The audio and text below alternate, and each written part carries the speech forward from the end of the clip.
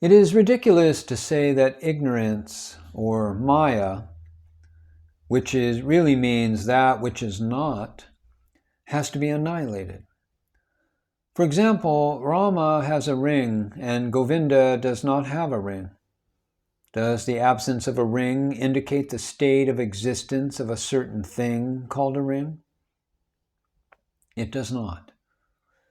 It is in exactly the same way that the state of forgetfulness, that is non-existent and appears only in relationship to the gross and subtle bodies, is an imagined state. It truly does not exist. The Atman is always present. Samartha Ramdas points out in his book Dasbodh that this state of ignorance in the form of forgetfulness is the state in which that which was not becomes non-existent. It is natural at this point that the question might arise, does the state of self-knowledge really exist? The one who saw the absence of dreams, imaginings, and doubts in the state of forgetfulness and knew of their absence or non-existence is the God of knowledge. It is that one which witnesses the dissolution of all the modifications of knowledge and is the one who presides over the great causal body. However, it should be clearly understood that this witnessing knowledge is also a parasite, an unwanted presence, on the pure nature of the self.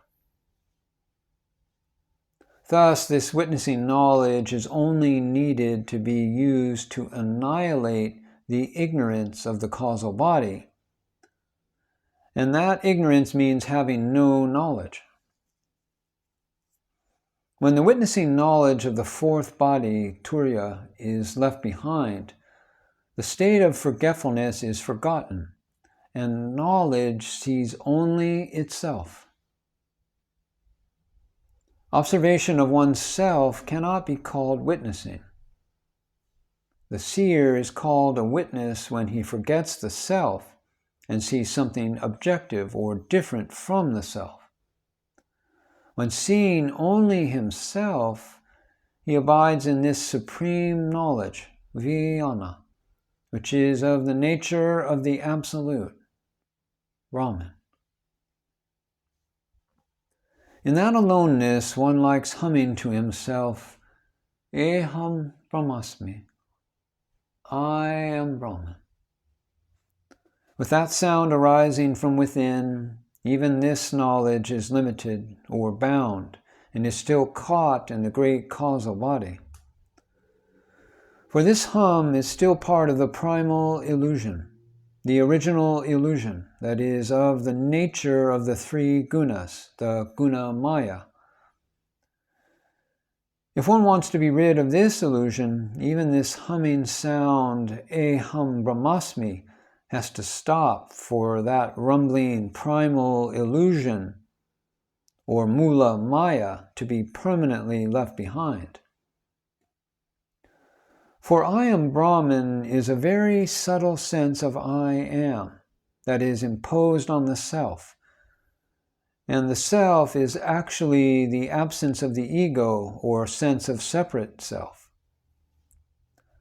However, even this subtle type of I am is like a molecule of salt in milk, and therefore has to be eradicated. To take the false as true is a mistaken concept, but to take the true as true is the absence of any such concept. By virtue of this statement, in the absence of all concepts, the gross physical body is I, the subtle body is I, and the causal body is also I. However, as long as one continues to assert oneself to be any of these three bodies, it is certainly a mistaken concept and a type of pride. This having been said, the consciousness that says I, as I am Brahman, can be called egolessness, or having no pride, because this I is upholding the truth. Where is the falsehood in it? Actually, there is nothing untrue or false in this.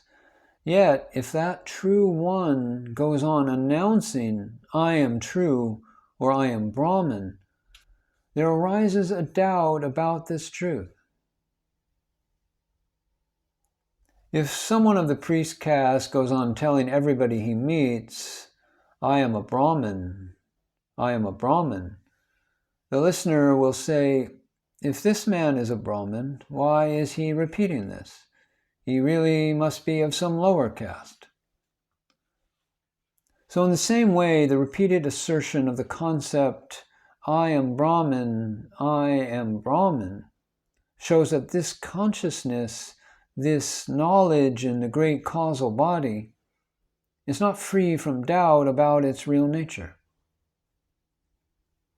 From this point of view, even the memory of the concept, I am Brahman, that reminds one of the self, has to be erased. The consciousness as Sat Chit Ananda is of the great causal body and should be stabilized to such an extent that it is of neither memory nor forgetfulness.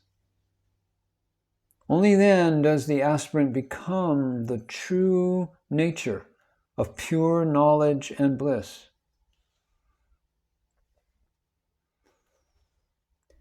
Even when we consider our usual daily gross physical manifest experiences, we are in a natural state that is without any remembrance or forgetfulness.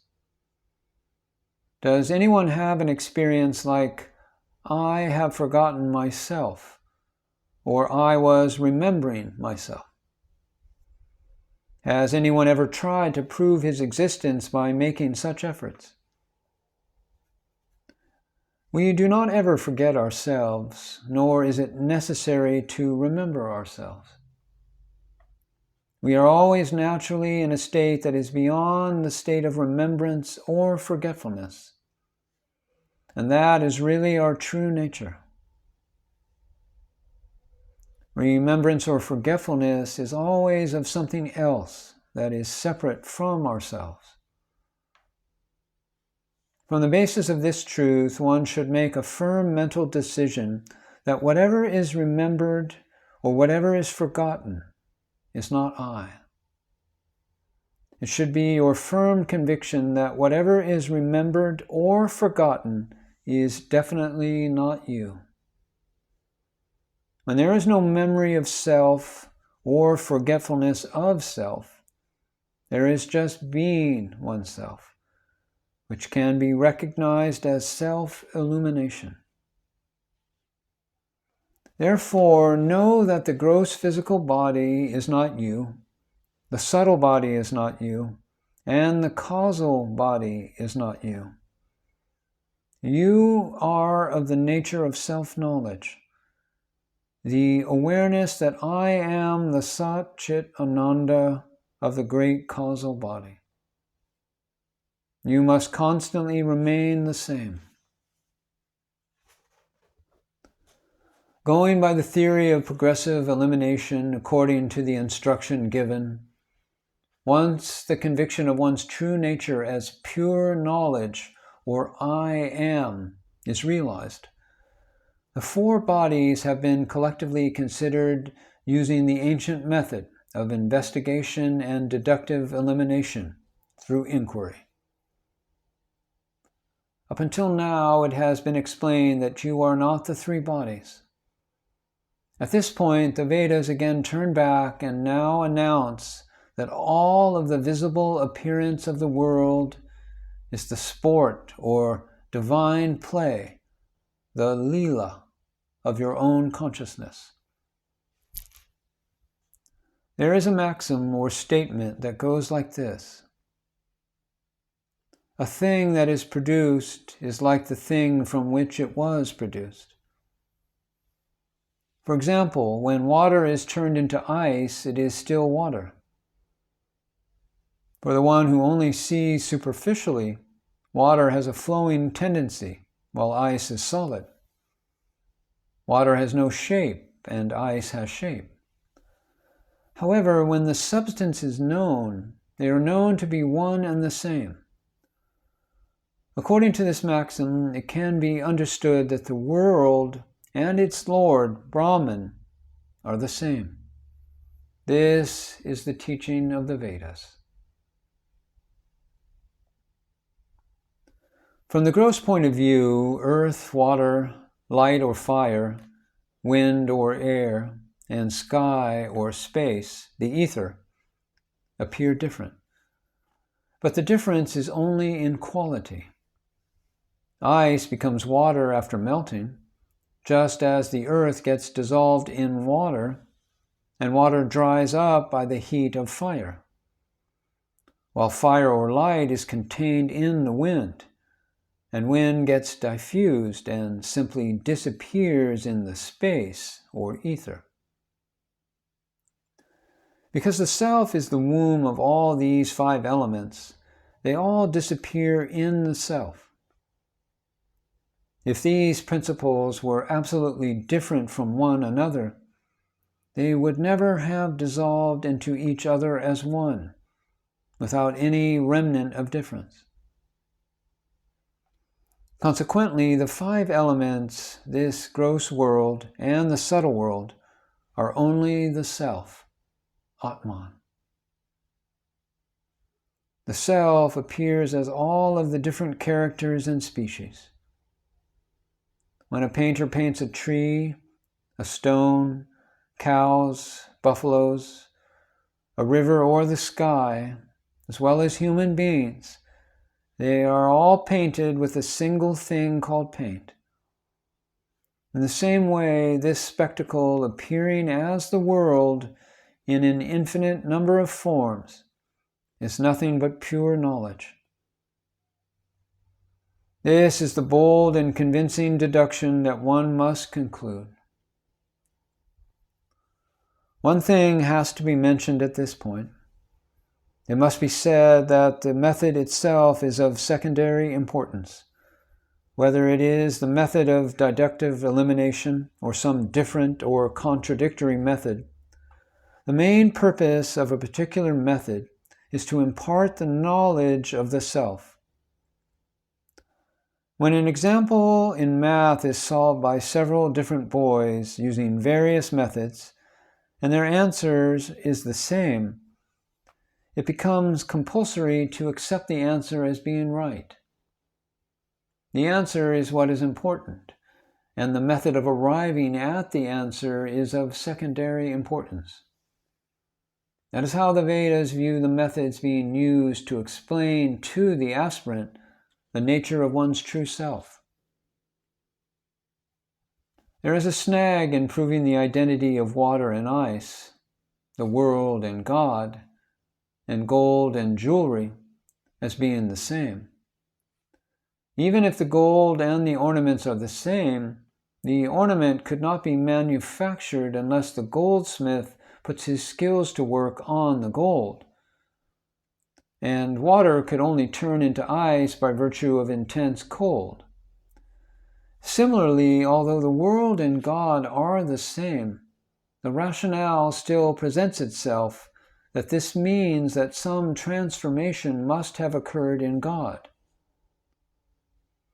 He solidified as earth, or melted and became water, and then he dried up and became fire, and such things. In this argument, first God became the 5 elements, and then the world was formed out of the 5 elements. But this is a flaw in the method of deduction, and an objection can be raised in this manner. However, Samartha Ramdas has eradicated even this objection by the sentence, "O man, why are you asking about a thing which does not exist at all? The world has not come into existence. The absolute Para-Brahman alone exists.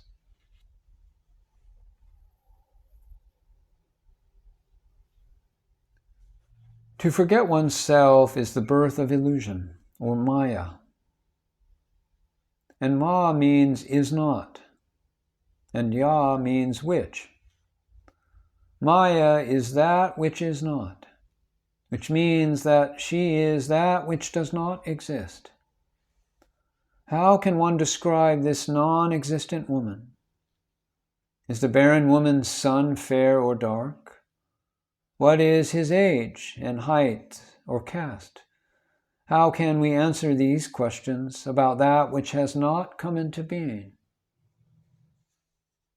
To keep a child quiet from crying, he is told, "The scarecrow has come." He is quieted by the creation of the tail of the scarecrow that is not really there.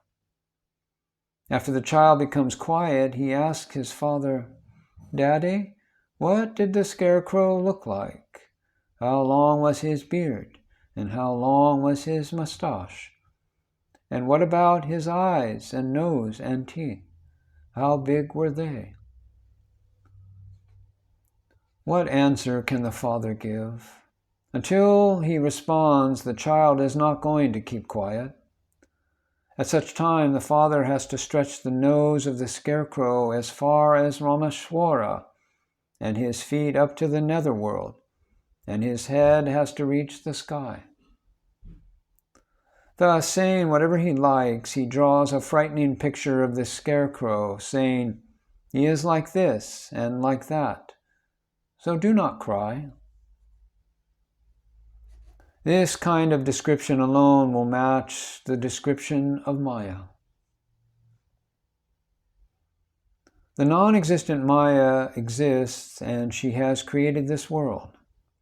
The Vedas try to explain to the jivas, the individuals, playing as human beings, how this world was created according to the capacity of their understanding. The Vedas somehow trace the source of Maya and the world and say this is just the way it happened. It can be seen that the reasoning used in the deductive elimination method of inquiry at times contradicts some other theory or method. Yet instead of accusing the Vedas that since they tell one thing to A and another to B, that they are deceptive in telling wrong things, it must be said that the Vedas have explained the knowledge of the self to all. By using different methods according to the capacity of the aspirant's intellect, the Vedas have eradicated their illusion. And as to who was deceptive, the aspirants were deceiving themselves as to the real nature of this world. The mother gives wheat porridge to one child and gives roti to another child who is suffering from indigestion. Can you call this mother partial? That mother knows which food is beneficial according to the capacity of each child's digestion. In a similar way, with regard to the Vedas, different methods are used for the different types of aspirants. They differ in intellect, but they are suffering from the same dis-ease of samsara, the belief in mundane objective existence and bondage and suffering, called the world. Bhava Roga means the dis-ease that created the idea that the world has been created. To treat this disease, the Vedas and various scriptures had to give explanation in different ways according to the aspirant's capability of understanding. Even if a fever is only one symptom, a clever doctor will give different medications according to the physical condition of the patient. The doctor's goal is only the restoration of good health. There might be different medications, but there is no difference in the ideology. One medicine suiting one patient may not suit another patient who has a different physical condition. In a similar way, spiritual instructions given to one aspirant may not appeal to another. The knowledge or advice given to an aspirant who has a certain background may not be suitable for another who has a different background. There is no fault regarding the methods that Mother Shruti, the Vedas, gives. The faults are in the mental disposition of the aspirants at the time the exposition is made. Mother Shruti's final goal is to make all children attain self-knowledge. Therefore, the aspirant should abandon the fault-finding attitude and fulfill oneself by achieving the goal of acquiring self-knowledge.